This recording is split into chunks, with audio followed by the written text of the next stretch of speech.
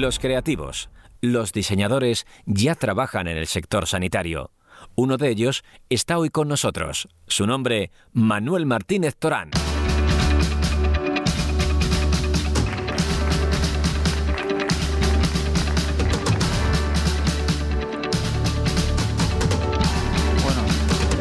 Buenos días, agradeceros sobre todo a la Organización de Salud en mí el invitarme aquí a dar una charreta sobre un tema que siempre me interesa, que es hablar sobre el tema de la creatividad. Entonces, bueno, voy a tratar de hablar de tres temas que creo que son muy interesantes, que son el cómo una tecnología está permitiendo hacer crear a investigadores, a científicos, a médicos, a personal que está relacionado con la biología, la ingeniería tisular, etc. Y en la segunda parte hablaré de lo que están haciendo, digamos, diseñadores e ingenieros alrededor de objetos o productos que de alguna forma pues, satisfacen las necesidades también de los pacientes, etc. Luego tocaré un tema que puede ser interesante y es cómo el paciente pues, se puede convertir en un prosumer o puede convertirse en diseñador, ¿de acuerdo? Y luego también lo que al final hablaré de un tema muy interesante que es la creatividad orientada hacia el diseño de servicios, ¿de acuerdo? Entonces el ámbito del diseño de servicios pues, está muy vinculado o sobre todo se están haciendo muchas prácticas relacionadas alrededor de lo que es el tema de los pacientes y de la atención de servicio por parte de los hospitales o el personal sanitario. Bueno, la tecnología es la impresión 3D. O sea, siento tocar este tema porque me está inundando nuestros laboratorios, están inundando hasta nuestras casas, ¿no? Alrededor de este tema. Pero bueno, ya hace muchos años, y cuando voy a decir muchos años, me estoy refiriendo aproximadamente al año 96-97, cuando se realizan las primeras experiencias para imprimir en 3D aspectos que estaban relacionados sobre todo con cirugías muy complejas, ¿de acuerdo? Esas cirugías muy complejas pues eran, pues, por ejemplo, pues, que había dos siameses que estaban unidos, ¿de acuerdo? Que había una operación con mucha complejidad en el ámbito maxilofacial donde tenían que intervenir pues, 3 o 4 especialidades médicas en una cirugía. Y un gran ámbito de difusión fue precisamente la guerra de Irak. Sobre todo por un lado, tanto a nivel social, porque en esos países, pues lógicamente el ámbito ya lo sabéis del tema de los atentados, etcétera, pues hacía que mucha gente pues acabase amputada, y también por el ámbito, digamos, de los militares que también pues veían un gran sufrimiento a nivel de lo que es la traumatología o la pérdida de muchas partes, digamos, del cuerpo. Bueno, este es el último caso que ha salido publicado, que es el caso de Xiao Yu. Es un niño que ha operado el Centro de Investigaciones Médicas de Shanghái, ¿vale? Y bueno, pues ha permitido que esta craneostosis pues, pudiera ser liberada o pudiera ser arreglada gracias a lo que es pues, la obtención de una impresión 3D a través o a partir de un TAC, ¿no? Bueno, los dos ámbitos fundamentales en el ámbito de la salud, donde este tipo de tecnologías están influyendo mucho y en el que, por ejemplo, pues yo estoy trabajando, es en el campo del diagnóstico y de la simulación, bueno, tanto a nivel ya de lo que es la impresión, en un principio simuladas, pero ya se están haciendo cosas en cuanto a lo que es todo el ámbito vascular, el ámbito del cerebro, de la prótesis o del ámbito, digamos, odontológico, el aparato respiratorio, la formación médica, aquí por ejemplo en la FED tenemos un área de simulación estupenda, ¿de acuerdo? Y lo que es todo el ámbito del esqueleto, sobre todo de los cráneos, ¿no? Pero vamos a profundizar más. Es decir, ya, si no lo sabéis, bueno, el otro día en La Sexta hubo un programa de televisión pues, muy interesante sobre la influencia que tiene la impresión 3D en muchísimos ámbitos de la vida. Incluso llegó a ser bastante trend topic. Estuve haciendo un poco el seguimiento del mismo en Twitter y tal. Y muchas de las cosas que se contaban, pues la verdad es que eran bastante exageradas, Yo voy a intentar un poco bajar a tierra y solamente pues comentaros, por ejemplo, que en JSU hay un instituto muy importante que es el Wake Forest Institute en Estados Unidos que se dedica fundamentalmente o está investigando alrededor de todo esto. Ahora os plantaré un vídeo de su director, que fue el primero que ha hecho bioimpresión en 3D, y el trabajo ya de la bioimpresión viene ya del año 99, o sea, es decir, que ya estamos cerca de los 20 años de investigación. Lo que pasa es que ahora es precisamente desde hace 3, 4, 5 años donde de alguna forma se está democratizando a causa pues, de lo que es la influencia de las tecnologías RedRAM autofabricadas o autoproducidas, las que están permitiendo que cada vez más todos tengamos acceso a estos sistemas. Lógicamente, pues el ámbito de la salud es uno de ellos, ¿no? y muy interesante. Entonces, por ejemplo, James Yu es uno de los investigadores que está trabajando ya en el tema del desarrollo de piel, ¿de acuerdo? De impresión de tejido de piel. Y lo está haciendo con un sistema de impresión que veis aquí, que incluso se utiliza en mismo quirófano, ¿de acuerdo?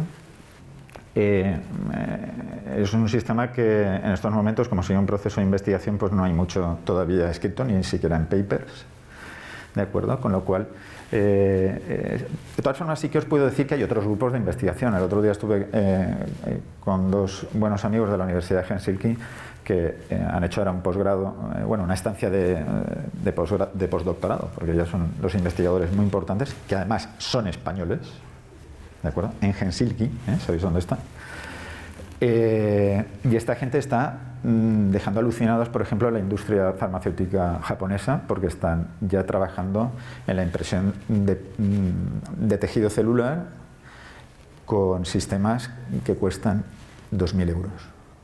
¿Vale? Cuando tenemos a los ingenieros japoneses que están produciendo ya ingeniería tisular con pruebas clínicas ya en esófago, ¿de acuerdo? Y los han dejado absolutamente alucinados, porque claro, son un montón de inversiones de I+D, etcétera, etcétera, cuando resulta que el sistema es un sistema de impresión de bajo coste, ¿de acuerdo? Y está haciendo la misma investigación que están haciendo con sistemas que valen millones y millones de dólares o de euros, pues imaginar, ¿no? Bueno, en Estados Unidos ya hay una empresa que es Organovo, que hay un I+D, creo que la última ronda de inversión de esta empresa ha superado los 23 millones de dólares. ¿De acuerdo? Para que veáis también la importancia que no solamente puede tener para nosotros como pacientes, para nosotros como investigadores, para nosotros como pacientes y que nos gusta la ciencia, etcétera, ¿no? Organovo en estos momentos ya tiene un producto que es la impresión de tejido de hígado, ¿de acuerdo? Pero está investigando en muchísimas cosas más. ¿De acuerdo? Este, por ejemplo, es el ingeniero Job Lipson. Este lo que ha desarrollado ya es un material muy similar a cartílago, ¿de acuerdo?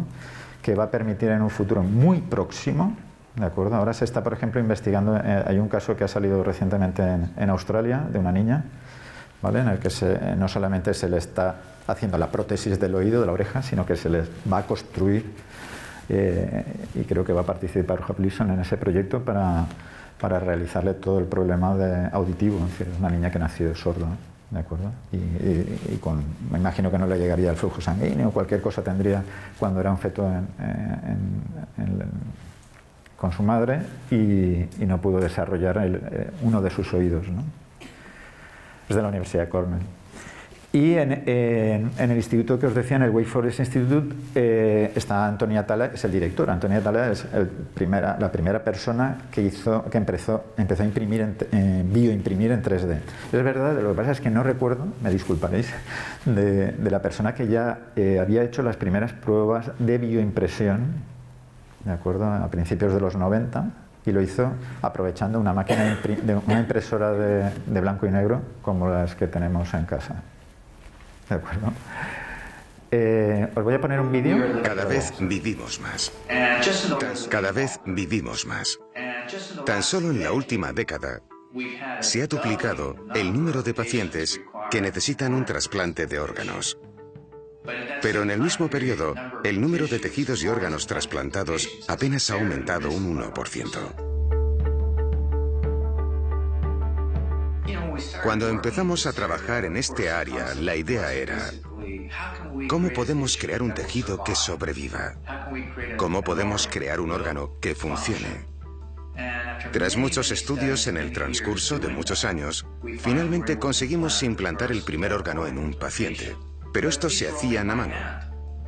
se hacían de manera similar a una tarta, capa a capa. Pero si queríamos llegar a más gente y crear más tejidos, necesitábamos mejorar el proceso, así que empezamos con la impresión. Empezamos a experimentar con esta tecnología hace 14 años.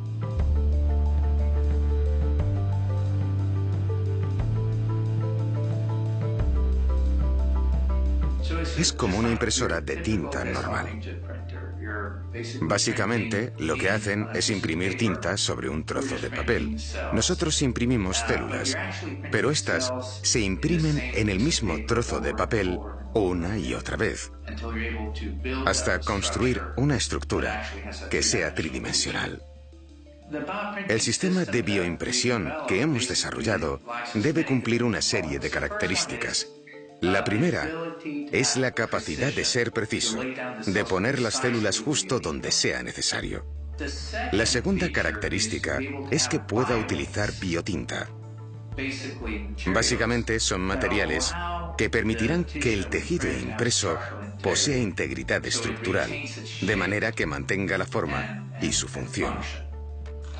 La tercera característica es la capacidad de integrar microcanales en la estructura que actúen como una autopista para que los nutrientes puedan llegar al centro del órgano, haciendo posible que la estructura sobreviva a largo plazo.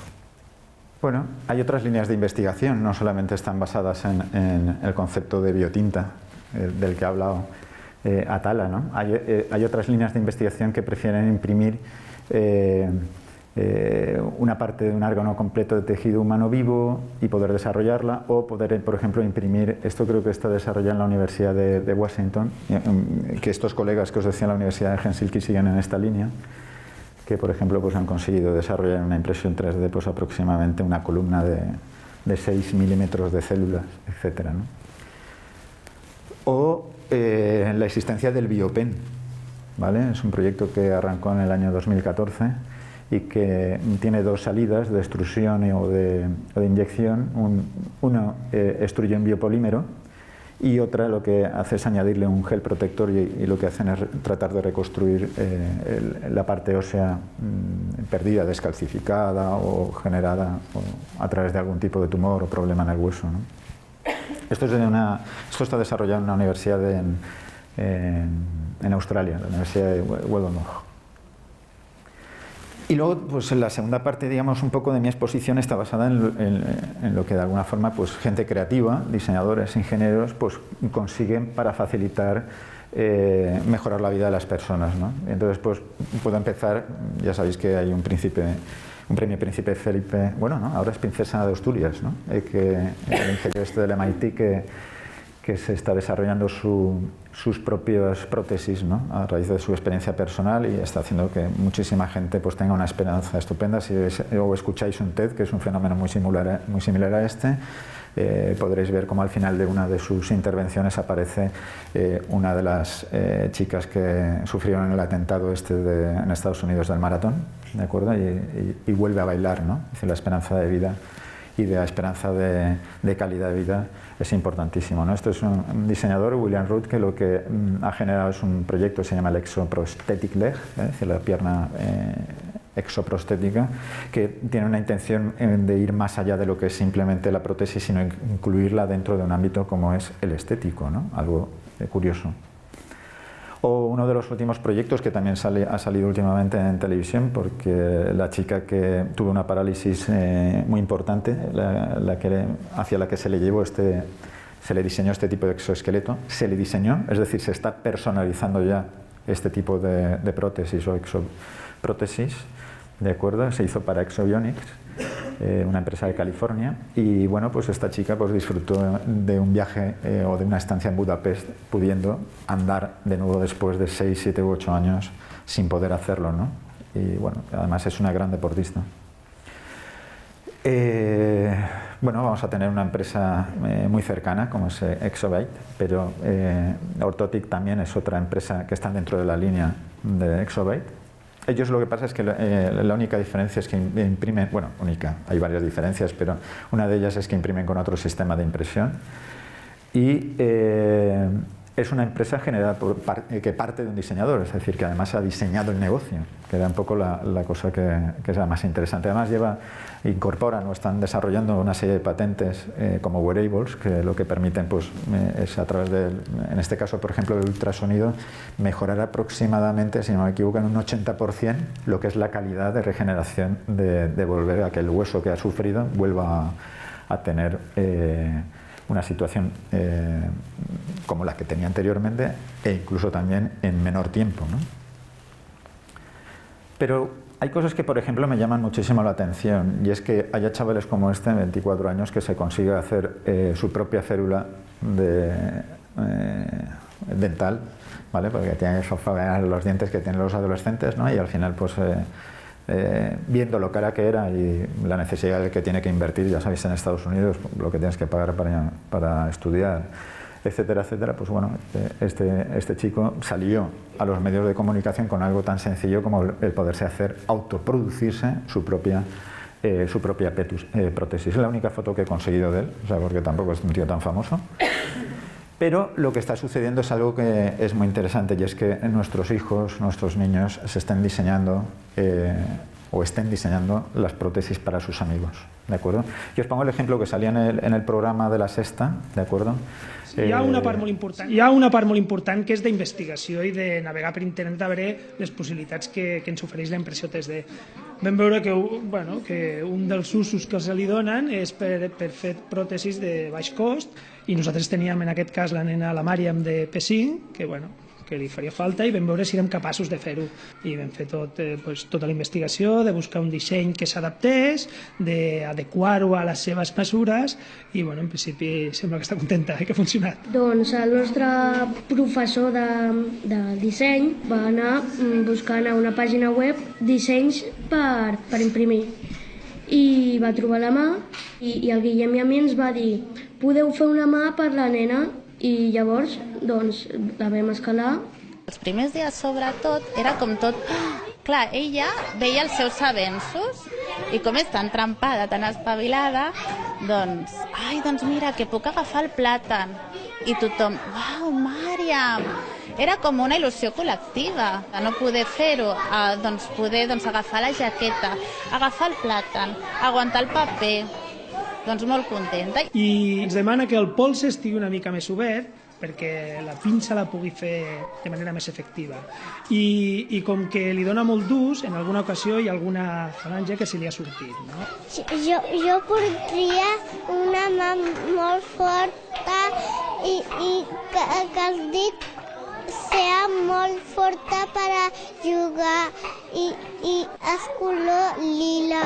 M'agrada veure que el que hem fet a nosaltres dos posa feliç a la nena. Bueno, como veis, pues una felicidad inmensa, no solamente para ella y su familia, sino también para el contexto, ¿no? en el que está. Eso, a mí particularmente como investigador, ver este tipo de cosas, pues el acercarnos a las personas y ver sobre todo pues esa felicidad es estupenda. Y el último ámbito es el tema del diseño de servicios, es decir, la forma de pensar y de trabajar que tenemos de alguna forma los diseñadores. Me ha pasado, esta es la que veis ahí, es decir, la posibilidad de adoptar roles. Esto está desarrollado por este tipo de proyectos, sobre todo a finales de los 90 los estuvo desarrollando IDEO, que es la gran consultora, despacho de diseño, aproximadamente son 250 diseñadores trabajando, y que ha conseguido que ese modelo de forma de analizar las cosas las traslade como metodología a través de la Universidad de Stanford, ¿no? Entonces, pues esto es meterte en el rol de las experiencias. Como veis, ya hace años, pues esa cámara ya está absolutamente anticuada, etcétera. Y os quiero poner un poco la experiencia. Esto, por ejemplo, es una enfermera que participa en el proceso de co-creación de los nuevos productos o servicios que esta empresa ha ido generando a través de pues de workshops creativos como los que vais a participar esta tarde, ¿no? Pero en este caso a la hora de formalizar un producto. Voy a poner un vídeo. Project teams and their clients, whoever they're working with, permission to think with their hands.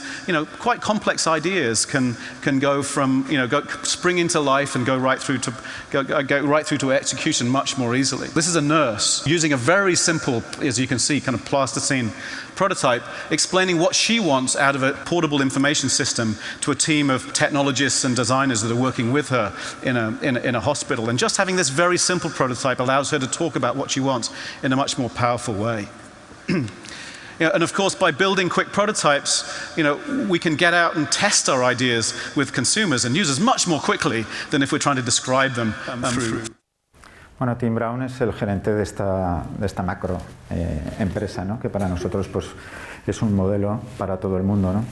Y luego Stanford ha ido a través de lo que es el concepto que me imagino que la mayoría conocerá de Design Thinking, del pensamiento de diseño.